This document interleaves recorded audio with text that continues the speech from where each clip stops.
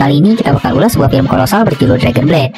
Dibintangi aktor tawakan Jackie Chan, film yang rilis pada tahun 2015 lalu ini akan berkisah tentang sekelompok pasukan penjaga perdamaian. Mereka mendapat tugas untuk melindungi wilayah barat Cina yang juga merupakan jalur sutra. Namun berada di perbatasan darat Cina, yang juga disebut sebagai jalur sutra.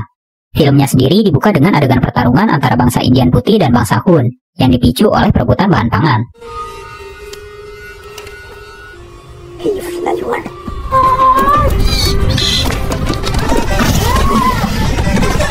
Bulan Dingin, salah satu pemimpin bangsa Hun, sempat meminta petarung Indian Putih yang telah kalah bertarung untuk mundur. Namun karena tak terima disebut biadab, Bulan Dingin marah dan sempat menghajarnya. Ia bahkan hampir berhasil membunuhnya. Beruntung Jenderal Huoan yang merupakan pemimpin pasukan perdamaian datang memberikan bantuan. Huoan sempat meminta kedua belah pihak untuk berhenti dan mencari solusi damai untuk keduanya. Namun bangsa Hun yang merasa telah unggul menolak usulan tersebut. Bulan Dingin bahkan terus berusaha melukai Jenderal Huo. Sementara Jenderal Huo sendiri hanya berusaha menghindar tanpa melakukan perlawanan.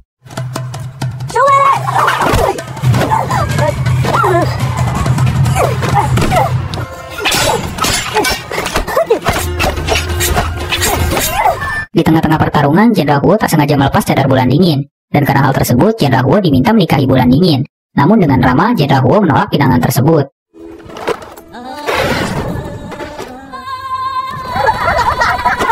Jenderal Huo sendiri ternyata telah memiliki seorang istri bernama Xiu, yang berprofesi sebagai guru.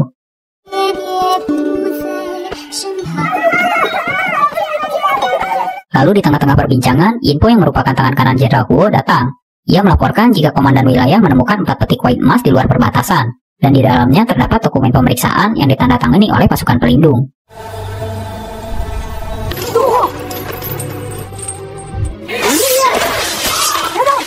Karena temuan tersebut, Jenderal Huo dan seluruh pasukannya dituduh telah melakukan penyelundupan emas. Dan karena hal tersebut pula, mereka semua dikirim ke sebuah benteng pengasingan bernama Gris untuk melakukan kerja paksa.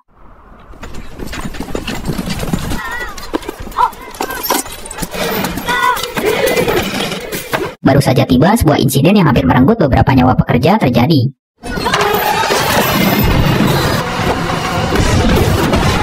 Karena insiden tersebut, seluruh pekerja yang berasal dari berbagai ras yang berbeda terlihat saling menyalahkan, yang kemudian memicu kerusuhan di dalam benteng.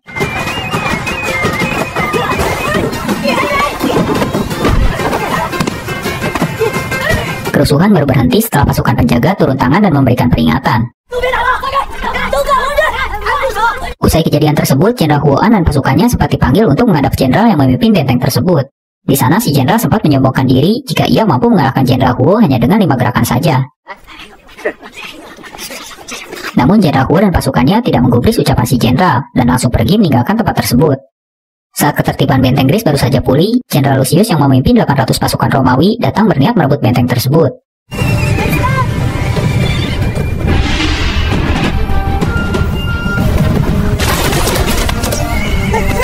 Lucius dan beberapa pasukannya berhasil memancing Jenderal Gris untuk keluar dari dalam benteng. Walau sebenarnya Jenderal Huo sudah memperingatkannya jika ini mungkin hanya jebakan.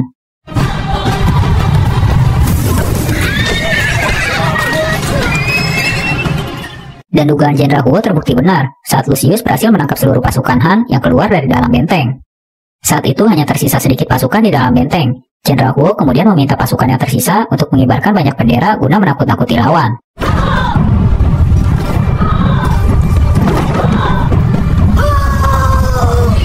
Saat itu Jenderal Huo yang sudah bersiap dengan jubah perang berpura-pura menjadi orang yang bertanggung jawab atas benteng tersebut dan berupaya melakukan negosiasi. Namun Lucius tetap bersikeras jika ia harus masuk ke dalam benteng, dan karena hal tersebut pertarungan sengit di antara keduanya pun tak dapat dihindari.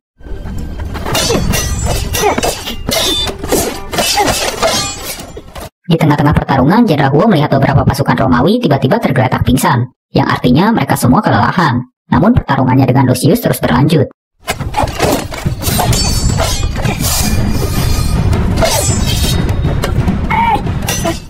Masih di tengah-tengah pertarungan, badai pasir besar terlihat mulai mendekat. Seorang pangeran yang sedang dikawal oleh Lucius sepertinya juga sedang dalam kondisi yang tidak baik. Melihat hal tersebut, Jenderal Huo yang tak tega meminta Lucius untuk berhenti dan mengizinkan pasukan Romawi untuk berlindung di dalam benteng. Di dalam benteng, pangeran Romawi yang sebelumnya terlihat sekarat segera mendapatkan perawatan. Lucius dan pasukannya ternyata sedang dalam pelarian. Ia berusaha melindungi si pangeran dari orang-orang yang coba merebut tahtanya. Mendengar cerita tersebut, Jenderal Huo yang sudah menganggap Lucius sebagai teman, kemudian menawarkan segala jenis bantuan yang dapat ia berikan. Di tengah-tengah perbincangan, si Kapten Benteng tiba-tiba muncul. Ia melaporkan jika Jenderal Wilayah meminta pembangunan benteng segera diselesaikan dalam 15 hari, karena jika tidak, mereka semua akan dihukum mati. Padahal dengan jumlah pekerja yang ada sekarang, setidaknya mereka membutuhkan waktu 6 bulan untuk menyelesaikan pembangunan. Lucius yang mendengar hal tersebut menawarkan bantuan, namun dengan syarat Huoan mau menyediakan pemandu bagi utusan Romawi untuk mengirimkan sebuah pesan ke kerajaan Persia. Setelah perjanjian disepakati, proses pembangunan pun dimulai, dan dengan teknik membangun pasukan Romawi, seluruh pekerjaan berat jadi terlihat lebih mudah.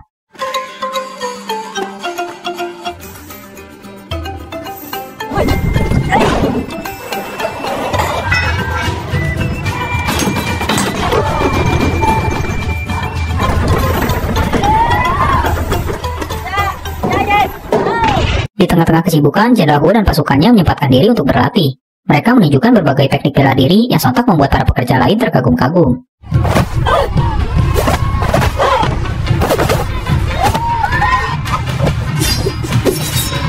Lucius yang tak ingin kalah ikut menunjukkan kemampuan pasukannya dalam membentuk formasi perang yang sempurna.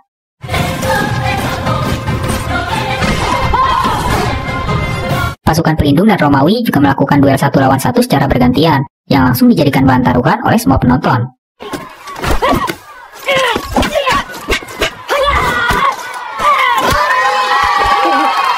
Di akhir duel, skor mereka terlihat berimbang, dan membuat jalinan persahabatan kedua pasukan menjadi lebih erat.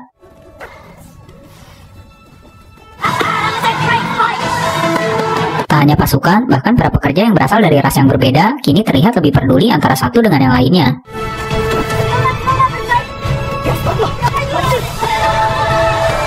Jenderal Huo juga sempat meminta mereka untuk menggambar lambang negara mereka masing-masing, yang nantinya akan dikibarkan bersamaan di tembok benteng. Excellent, young master.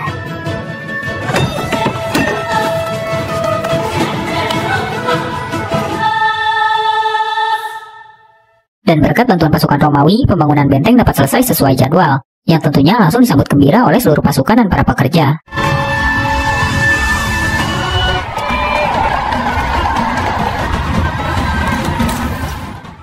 Malam harinya, Lucius menceritakan apa yang sebenarnya terjadi pada ia dan pasukannya. Ia diperintahkan sang raja untuk melindungi Pangeran Publius yang rencananya akan menjadi penerus tahta, sampai kemudian Publius mengalami masalah pada penglihatannya. Ratu Persia yang telah menjalin kerjasama dengan Romawi berbaik hati memberikan obat. Namun Tiberius yang merupakan kakak dari Publius malah mencampur obat tersebut dengan racun, karena ia tak ingin adiknya yang akan meneruskan tahta kerajaan. Dan karena hal tersebutlah, Lucius dan pasukannya membawa sang pangeran muda dalam pelariannya.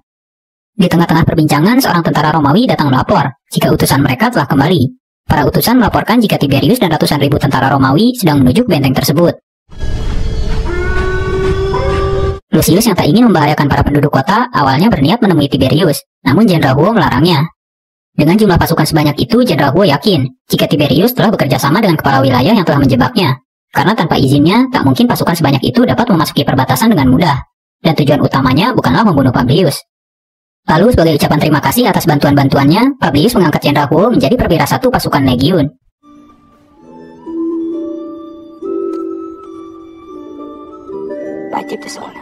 Di tempat lain, Tiberius sedang mempersiapkan pasukannya. Ia juga tak segan membunuh tawanan yang berhasil ia tangkap.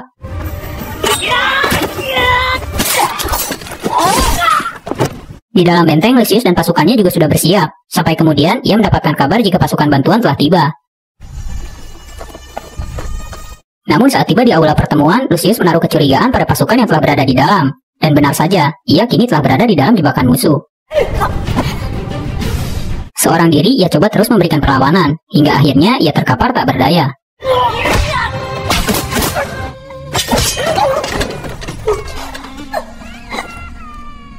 Di tempat lain, para tentara juga berusaha menangkap istri Jenderal Huo. Beruntung saat itu Jenderal Huo datang tepat pada waktunya.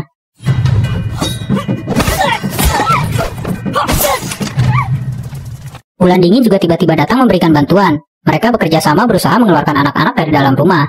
Namun keadaan di luar juga tak lebih baik karena para tentara telah mengepung seisi kota.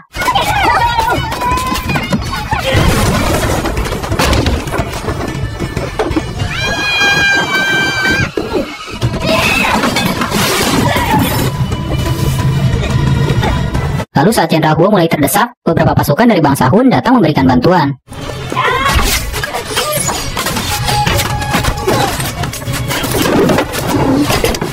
Beberapa pasukan Hun tewas terkena anak panah. Begitu juga dengan istri Jenderal Huo. Ia terkena 2 anak panah saat coba menyelamatkan seorang muridnya.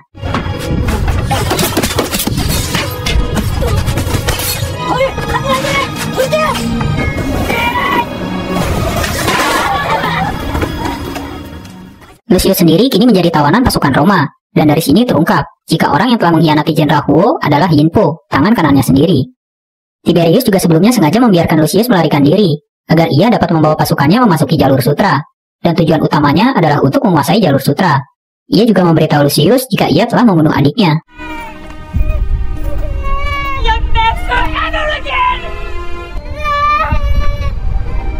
Scene kembali berpindah pada Jenderal Huo. Tiberius ternyata sebelumnya telah menemui seluruh klan yang ada di jalur sutra, dan membunuh siapapun yang tak mau patuh.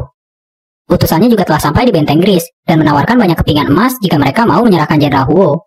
Awalnya para pekerja dan pasukan benteng Gris berniat menyerahkan Jenderal Huo, karena mereka tak ingin terlibat dengan pertempuran yang tak mungkin mereka menangkan.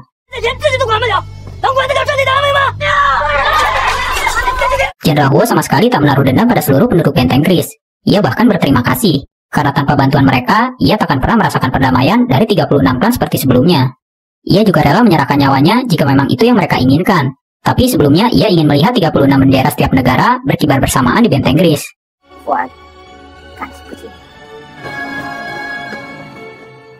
Tak lama Jenderal Huo telah berada di kemah pasukan Roma.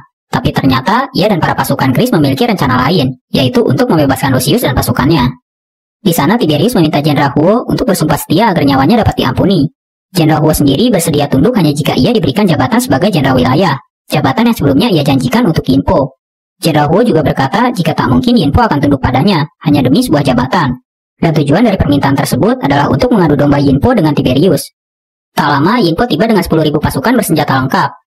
Datang dengan pasukan sebanyak itu tentunya membuat Publius curiga. Mungkin Jenderal Huo benar jika Yin Po berniat mengkhianatinya.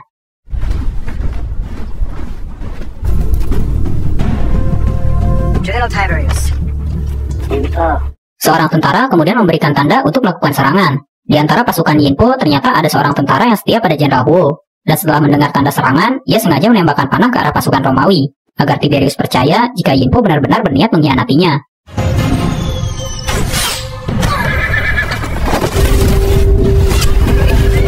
Dan melalui pertarungan yang singkat, Tiberius berhasil membunuh Yin Po dengan mudah.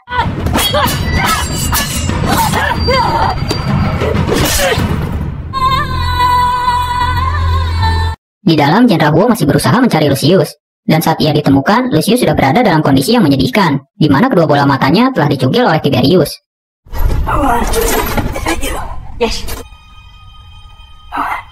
Saat itu sulit melepas rantai yang mengikat Lucius, sampai kemudian seorang tentara Roma sengaja membakar tempat tersebut. Sadar jika tak ada lagi peluang, Lucius meminta Jenderal Huo untuk pergi, dan membawa serta seluruh pasukannya. Dan sebelum pergi, Huoan memutuskan untuk membunuh Lucius, guna meringankan penderitaannya.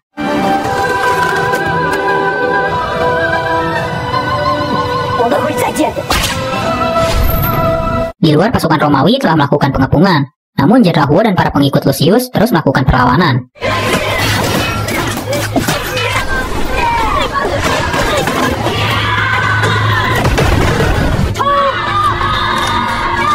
Dan dengan teknik mendorong batu, Jenderal Huo dan pasukannya berhasil keluar dari dalam kemah tersebut.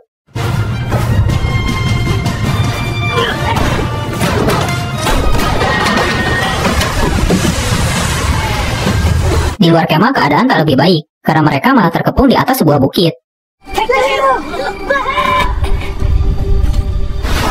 Lalu saat Jenderal Huo dan pasukannya dalam keadaan terdesak, puluhan elang tiba-tiba datang menyerang pasukan Romawi, disusul dengan kedatangan 36 klan yang mendiami jalur sutra.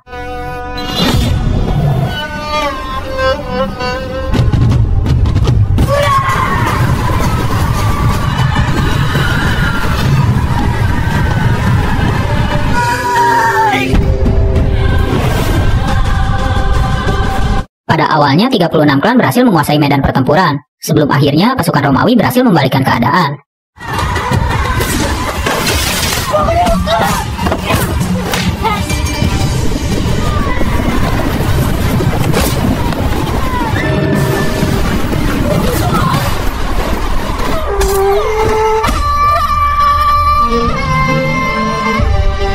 Saat Jenderal Huo dan pasukannya mulai terdesak, lagi-lagi pasukan bantuan tiba, Dan kali ini bantuan berasal dari pasukan Persia.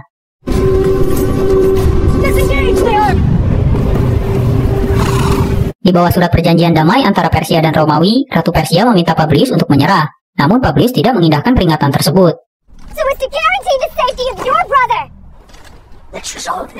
Melihat hal tersebut, Jenderal Huo geram dan menantang Publius untuk berduel.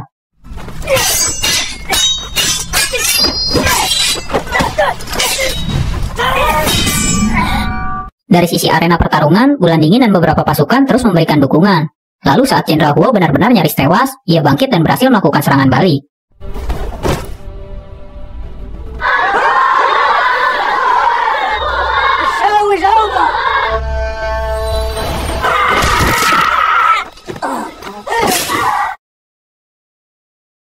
Sadar jika kekuasaan yang selama ini ia perjuangkan sia-sia, Publius memutuskan untuk mengakhiri hidupnya sendiri.